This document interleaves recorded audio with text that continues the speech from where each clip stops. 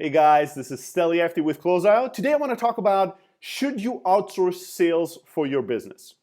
I was having coffee with a really successful CEO, and at the end of the breakfast and coffee today, while we're walking out, he stopped at some point and he looked at me and said, "You know what, Steli, you used to run a very successful outsourced sales team here in Silicon Valley.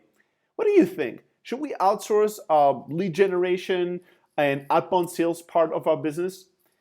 And I had a smile. This is a question that I get asked a lot. And here's what my response is, my advice is out there to all your CEOs and founders and all businesses out there in general. When you ask yourself, should we outsource sales? I would say yes, but only when the time is right.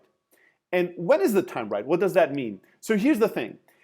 There's two stages that you can be in it as a business when it comes to your sales process. You can either be in a sales exploration phase or in a sales execution phase. Sales exploration means for this specific product or vertical or maybe even general as your company, you haven't really figured out a predictable and repeatable sales model yet. You don't know all the little details of the entire funnel that make a sales model really work. You don't know exactly how many leads you need, where you're going to get them from, how they're going to convert into qualified opportunities, and how many of those will qualify into closed accounts, and how many reps you would have, and how much do you pay them, and if you wanted to scale that profitably, how you would do that. You don't know all these answers, right? So, and that can be true for you in general as a company. It could be true for a new product that you're launching or a new vertical that you're going after, a new type of customer. When you're in sales exploration mode, you cannot outsource that part. Because what you're essentially doing is you're going out in the market, experimenting and trying things, looking and analyzing the results and making adjustments until you arrive at something that works. In that phase, it's crucial for you as a business to both execute on the phase, because nobody in the world will know your business and the markets and the results you're getting better than you, and nobody will going to be able to make great judgment calls or make a great analysis of what's happening because they're lacking the context of your business.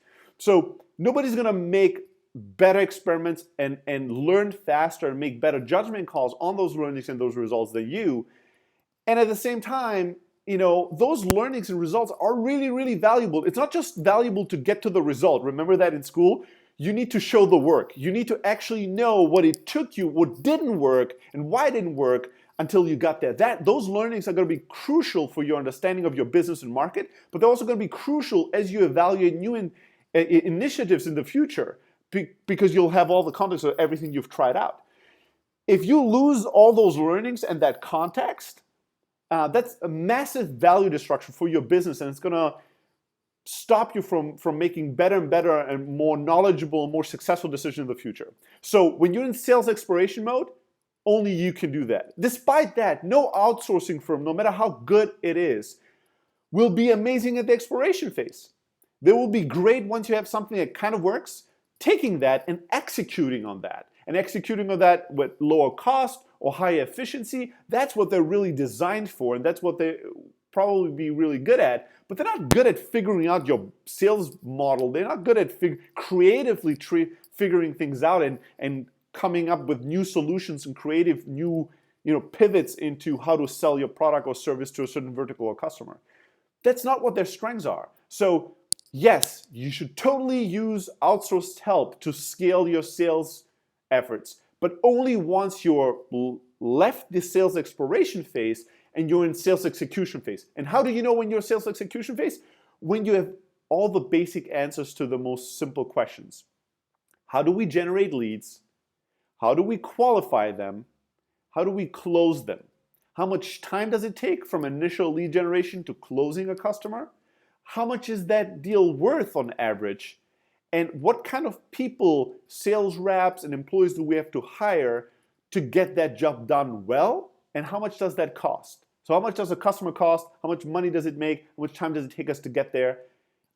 Are the lead sources that we have really scalable? Can we grow these? And to how much can we grow them? Once you have basic answers, not 100%, we're never talking 100% here, we're only talking 70%. But once you have 70% answers to those questions, you kind of have a model that creates predictable results for your business, where you kind of know what you're going to do the next month and the month after. Once you're in that level of control-ish, right? Once you're there, that's the right time and the right point to actually think about outsourcing your business and outsourcing sales for your business. Before that, it will only lead to a waste of money, a waste of time, waste of learnings, and probably making really bad decisions based on the results that you've seen, because they were results that came because of a lack of knowledge and context and experience, because you outsourced somebody to figure out your sales model, basically. So yes, use outsourcing, but only once you're at scale. When you're in sales exploration mode, you need to get down and dirty. You need to get involved. You need to do it yourself. You need to learn how to do it. Once you figured it out around 70%, then go and find help to actually scale.